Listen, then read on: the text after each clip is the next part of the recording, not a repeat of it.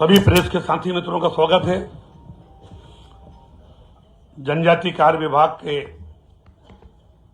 माननीय मुख्यमंत्री जी के दायित्व देने के कारण और 2 साल में विगत माननीय मुख्यमंत्री के कुशल नेतृत्व में जनजाति कार्य विभाग की कुछ उपलब्धियां, कुछ कार्य जो हमारे प्रेस के साथी मित्रों के माध्यम से हम लोग जनता तक पहुंचे, क्योंकि प्रजातंत्र में चौथे स्तंभ का अपना स्थान है और बहुत सारी चीजें जो अच्छे से जनता के बीच में जाती हैं, उसमें प्रेस के साथी मित्रों का बड़ा अहम योगदान रहता है। इसलिए आप सबका स्वागत करते हुए और अग्रिम नववर्ष आप सबके लिए शुभ हो, उसकी शुभकामनाओं के साथ मैं अपनी बात शुरू करने का प्रयास करता हूं। मध्य प्रदेश सरकार के बारे में और मोहन जी की सरकार के बारे में हम बात करें, विभाग के बारे में बात करें, उसके पहले मैं समझता हूं हमसे ज्यादा जानकारी आपको है कि ट्राइबल्स के लिए, ट्राइबल लोगों के लिए और देश की आजादी के बाद पहली बार हमारे एक ऐसे प्रधानमंत्री जिन्होंने जो हमारे विशेष पिछड़ी जनजाति थी, शहरिया, बेगा और भारिया, जो हमेशा विकास से कहीं न कहीं पीछे रह जाती थी। आप जरा कल्पना करिए कि लगभग 2 लाख लोगों को मकान, अगर हम रूटीन में आते तो मुझे लगता है कि 8-10 साल बाद उन्हें मकान मिलता। आज अगर सामान्य में हमने 1,20,000 दिए हैं मकान के, तो प्रधानमंत्री जनमन में यशस्वी प्रधानमंत्री जी ने जो शुरुआत करी है वो लगभग 2 लाख रुपए से की है और 2 लाख लोग इससे लाभान्वित पीएम आवास में होने वाले हैं। मेरे पास जो आंकड़ा है वो 1,83,000 स्वीकृत आवास हो चुके हैं और जिसमें से 30,000 आवास बन भी चुके। आज इस अभियान के अंतर्गत पूरे हिंदुस्तान में जो हमारे विशेष पिछड़ी जनजाति थी, पीवीबीटी, उसके लिए 24,000 करोड़ का बजट पहली बार प्रधानमंत्री जी ने रखा और जिसमें से मुझे बतलाते हुए हर से 7,000 करोड़ रुपया मध्य प्रदेश सरकार के 9 विभागों को दिया इनकी उपयोग के लिए। और जो 11 योजनाएं इस अंतर्गत 24 जिले, अगर हम बात करें तो अनूपपुर, शहडोल, छिंदवाड़ा, दतिया, गुना, कटनी, भिंड, मुरैना, रायसेन, सिंगरौली, सिवनी, यहाँ पर जो 6,016 पीवीटी बसावटें सम्मिलित की गई। पहले जैसे कि आप सब जानते हैं कि केवल हमारे ट्राइबल के 88 ब्लॉकों में ही हम लोगों का फोकस रहता था, लेकिन पहली बार जो शहरिया, बेगा और भारिया हैं, ये अगर 88 ब्लॉक में नहीं भी हैं, जिलों में छिटके रहते हैं, उनको भी चिन्हित करके और पहली बार इनका लाभ दिया गया है। केवल मकान ही नहीं, उन तक पहुंचने की सड़क, मोबाइल मेडिकल यूनिट्स भी हमने प्रदान करे हैं, हॉस्टल, हर घर में बिजली, हर घर में नल, आंगनवाड़ी केंद्रों का पूरे वहां तक पहुंचाना, मोबाइल नेटवर्क, इसके साथ साथ बिजली, सोलर बिजली और 125 बहुउद्देशीय केंद्र जिसकी लागत 75 करोड़ थी, ये भी हमने मंजूर की और जिसमें से 49 भवनों का कार्य पूर्ण कर लिया गया। 704 आंगनवाड़ी केंद्र हमारे स्वीकृत हुए हैं और 628 स्वीकृत भी कर दी गई हैं। मोबाइल के टावर भी जहां गरीबों के यहाँ कंपनियां लगाती नहीं थी कि यहाँ पर हमें आमदनी नहीं होगी, इसलिए हम लोग खर्चा नहीं करेंगे। तो ये मुझे लगता है कि पहली बार हमने 137 टावर का पैसा अगर आप पीबीटी या ट्राइबल्स एरिया में हैं तो इनका पैसा बीएसएनएल को मंजूर किया सर, बीएसएनएल कंपनी को दिया है और ये टावर भी लगभग कंप्लीशन की स्थिति में है। उसी तरह बंधन केंद्र 106 छात्रावास भवन, 66 मोबाइल यूनिट की जो अस्पताल में जाकर के इलाज नहीं करा सकते उनकी व्यवस्था करी है। और उसी तरह अब धरती आबा जनजाति उत्कृष्ट अभियान भी हम लोग शुरू किए हैं और जिसके अंतर्गत भी ये 2 अक्टूबर 2024 को ये अभियान शुरू किया गया है। 51 जिलों के 267 विकास खंडों में 11,377 ग्राम इसमें शामिल हैं। ये मैं आपको बतला दूं कि पहले जो भी जनजाति का बजट होता था लगभग वो 88 ब्लॉकों में ही खर्च होता था, लेकिन अब हमने चिन्हित करके कि जिन सामान्य ब्लॉक हैं अगर वहाँ आदिवासी बंधु रहते हैं तो हमने इस बार 51 जिलों में 11,377 ग्राम इसमें सम्मिलित किए हैं और वहाँ का 3 साल का पूरा प्रोजेक्ट हमने बनाया है कि इनमें क्या क्या लाभान्वित परिवारों को लाभ मिलना चाहिए। और इसका केवल एक ही आधार दिया था हमने कि जिन गांवों में, जिन मोहल्लों में 50% से ज़्यादा हमारे एसटी वर्ग के लोग रहते हैं वहाँ हम विकास कर पाएंगे।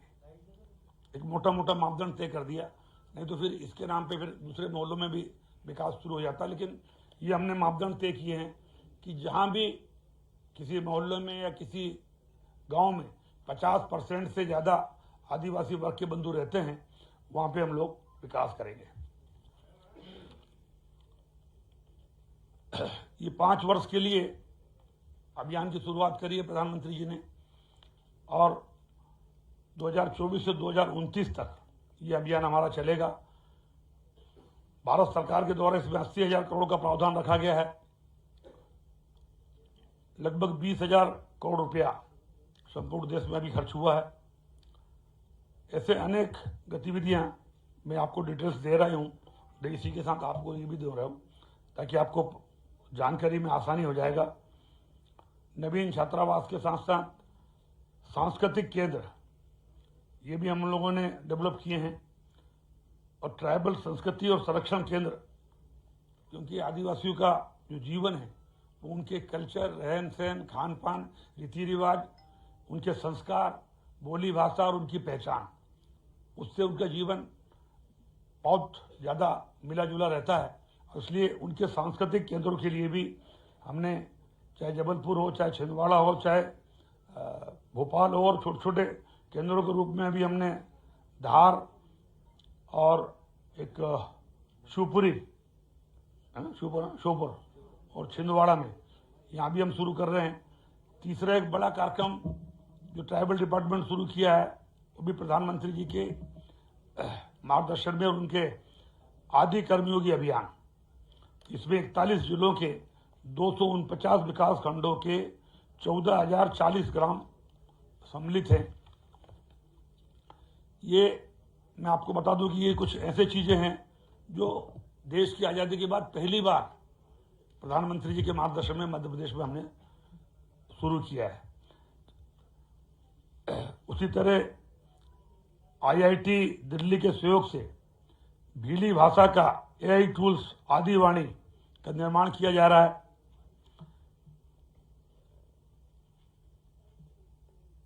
बाकी जितनी जनजाति कलाओं को जीआई टैग, अगर जीआई टैग नहीं होता था तो उनको पेमेंट कम मिलता था, चाहे पेंटिंग हो, चाहे कलाकृतियां हो, क्योंकि जीआई टैग से एथेंटिक वो नहीं मिलता था, इसलिए पेमेंट कम मिलता था। अब ये पहली बार जीआई टैग और जोधाबाई को पद्मश्री पुरस्कार से सम्मानित भी किया।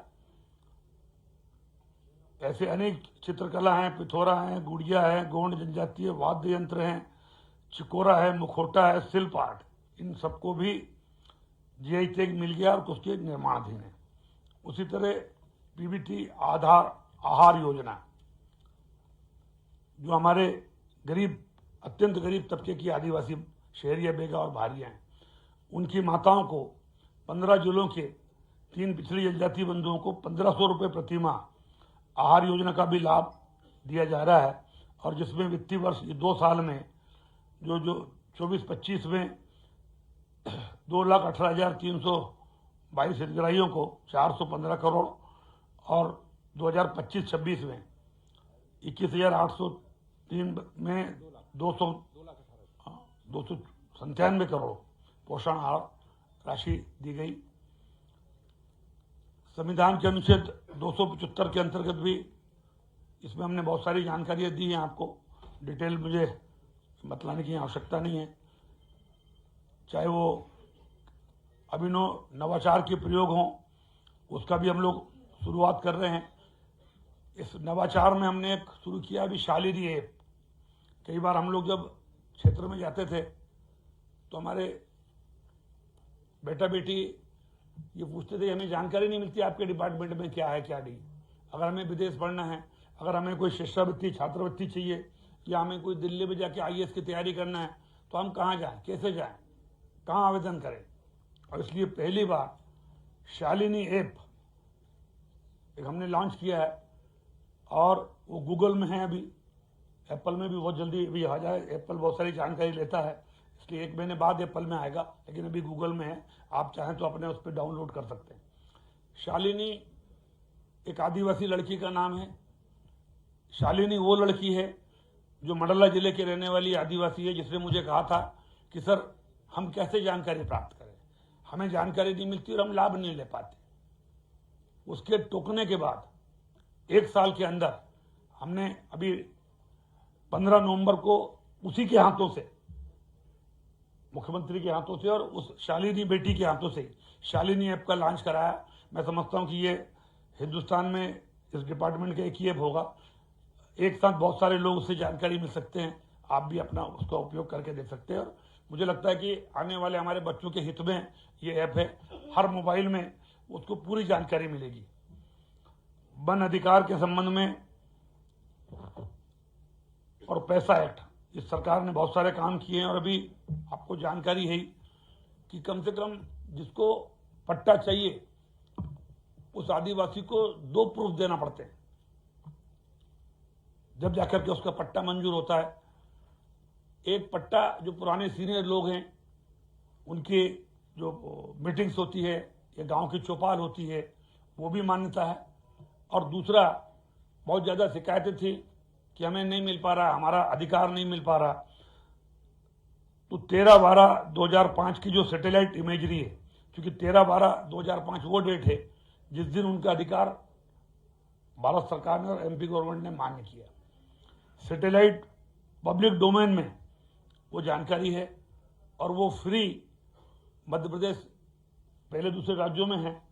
जो अगर आपको सैटेलाइट इमेजरी की आपका अधिकार, आपका कब्जा 13/12/2005 को उस जमीन पर है या नहीं, उसकी पूरी सैटेलाइट इमेजरी मध्य प्रदेश सरकार आदिवासियों को फ्री उपलब्ध कराएगी, ताकि उसकी इमेजरी के साथ आप अपना आवेदन वन विभाग और ट्राइबल डिपार्टमेंट अपने पट्टे का अधिकार आप ले सको। तो मुझे लगता है कि ये बहुत बड़ा कदम है माननीय मुख्यमंत्री जी का। और पिछले 2-4 महीने में इन्होंने मुझसे घोषणा कराई थी और अभी 24 करोड़ रुपए अपन दे रहे हैं। ये हमें खरीदना पड़ रही है अमेरिका से, तो हम लोग खरीद करके आदिवासी बंधुओं को फ्री में उपलब्ध कराएंगे। बड़ा काम है। और आने वाले जो 3 वर्ष है उसका भी हमने हमारा विजन डॉक्यूमेंट्स तैयार कर लिया है। जैसे कि आप जानते हैं कि CM राइज स्कूल डिपार्टमेंट का एक छोटा भाग मेरे पास है और 88 डिपार्टमेंट की स्कूल शिक्षा विभाग हम देखते हैं। सब में संदीपनी विद्यालय आपने देखे हैं सबने, वैसे ही हमारे 88 ब्लॉक हैं और 88 ब्लॉकों में हमारे अच्छे संदीपनी स्कूल चलेंगे। उसी तरह भारत सरकार के मदद से जहाँ 500-550 बच्चे रहते हैं 6वीं से 12वीं तक, just like central school Eklavya विद्यालय, ये भी 88 हम लोग चालू करेंगे। कुछ विकास खंडों में रह गए। जो कन्या शिक्षा परिषद थी जहाँ पर 6वीं से 12वीं तक केवल हमारी बहनें पढ़ाई करती हैं और 500 से 600 बहनें एक स्कूल में पढ़ती हैं। रहने खाने और मास्टर की सुविधा कंपाउंड के अंदर होती है। अभी हमारे यहाँ 50-60 वर्किंग है और आने वाले 3 सालों में हर आदिवासी ब्लॉक में एक एक कन्या शिक्षा परिसर लगभग 50 करोड़ का एक होगा, वो हम कर देंगे। उसी तरह आदर्श बालक छात्रावास, ये लड़कियों का था, ये लड़कों का है, ये भी 88 ब्लॉकों में हम लोग आने वाले 3 साल में कंप्लीट कर देंगे। प्रतिष्ठित महाविद्यालयों में जेई, नीट आदि की तैयारी के लिए कोचिंग की तैयारी की विस्तार किया जाएगा। जनजातीय नायकों को वार्षिक कैलेंडर, जैसा कि मैं हर बार कहता हूं कि देश की आज़ादी में हमारे जनजातीय नायकों का भी बड़ा योगदान था, लेकिन देश की आज़ादी का इतिहास लिखने वालों ने कहीं ना कहीं भूल चूक की, और जो स्थान देश की आज़ादी में जनजातीय नायकों को मिलना चाहिए था, मैं समझता हूं वो नहीं मिला। चाहे भीमा नायक हों या टंटा बील हों, चाहे शंकर शाह, रघुनाथ शाह हों, उनके डिटेल्स के बारे में आपको बतलाने की आवश्यकता नहीं है। इन सब के नामों पर हम साल में एक कैलेंडर बना रहे हैं और जनता में इनका बलिदान और इनके बारे में जानकारी मिले, उत्सव के रूप में हम मनाएं जनजातीय बंधुओं के त्यौहार। ऐसा वार्षिक कैलेंडर जिसमें 12 से 15 त्यौहार होंगे, और जो मुख्यमंत्री जी के साथ में मिलकर या दूसरे प्रदेशों के जो यहाँ जनजाति हमारे रहते हैं उनका भी किया जाएगा। जनजातीय बंधुओं के पूजा स्थल, क्योंकि गरीब तबका होता है और कई बार पूजा स्थलों की साफ सफाई और छोटा मोटा निर्माण भी नहीं करा पाते, तो हमारे मुख्यमंत्री जी ने ये पहली बार हमने बजट रखा है, अभी 2-4 करोड़ रुपए का स्टार्टिंग की है, भविष्य में और बढ़ाएंगे, कि जो आदिवासियों के श्रद्धा और पूजा स्थल हैं उनको हम कैसे साफ सफाई करके आगे बढ़ाएं। इसमें हमने इस बार कुछ बजट रखा है। और इसी तरह सांस्कृतिक और सामाजिक गतिविधियां, इसको आगे बढ़ाने के लिए आने वाले 3 साल में ऐसा एक भी ब्लॉक नहीं होगा यहाँ 88 कला भवन की हम स्थापना करेंगे। इसकी कुछ लागत होगा, ठीक है, नहीं अभी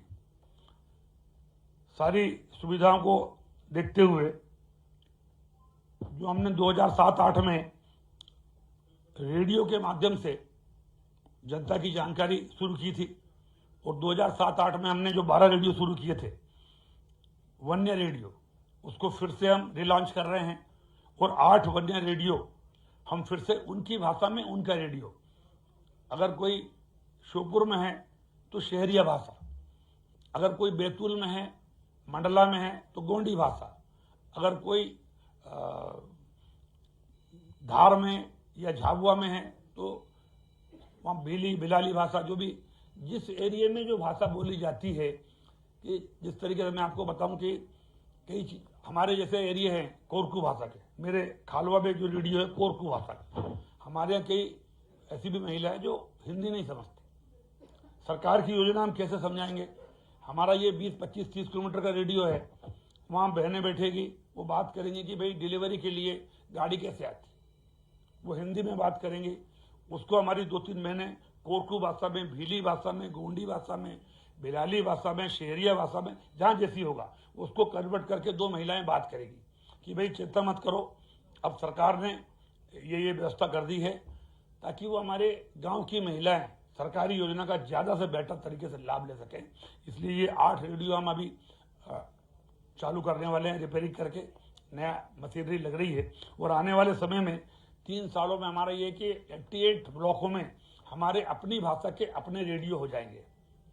ये इनोवेटिव हमारा प्रोग्राम है, और जैसा कि आप जानते हैं कि 21% से ज़्यादा आदिवासी बंधु मध्य प्रदेश में निवास करते हैं, यानी मध्य प्रदेश में रहने वाला हर 5वां व्यक्ति आदिवासी है, और उसको लेकर के हम लोग उनके डेवलपमेंट की योजना बना रहे हैं। मैयर, मऊगंज और पांडुरना ये नए जिले थे जहां हमने हमारी व्यवस्थाएं 48 पदों का निर्माण करके नियुक्ति कर दी गई है। शैक्षणिक और प्रशासनिक वर्ग में 1846 नियुक्ति कर दी गई है,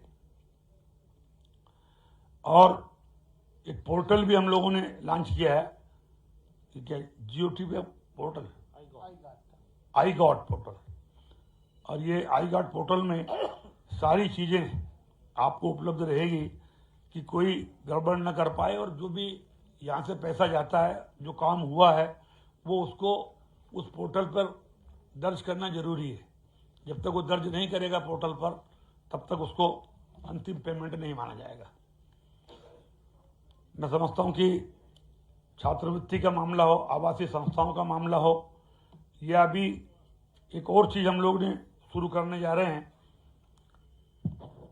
जो इंदौर, भोपाल, जबलपुर, शहडोल, जहाँ पर 200 सीटर छात्रावास हम बना रहे हैं,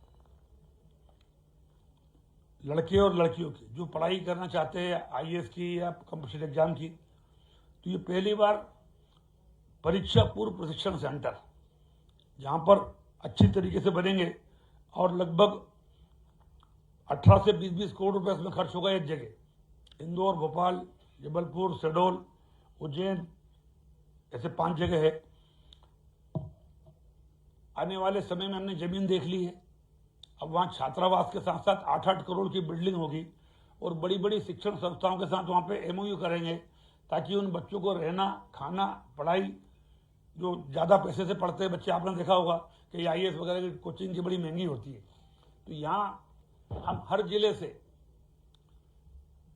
लगभग, यानी आप उदाहरण के लिए समझ लीजिए कि हर संभाग में हम लोग अगर दे रहे हैं 200 लड़का लड़की, तो हर जिले से 8-8, 10-10 लड़के लड़की आएंगे परीक्षा के माध्यम से। और एक जिले से मान लो 8 लड़का और 8 लड़की आए, तो वो 16 लड़के लड़कियों को 2 साल तक पूरी पढ़ाई, रहन सहन और पूरी लैपटॉप सारी चीज़ें फिर।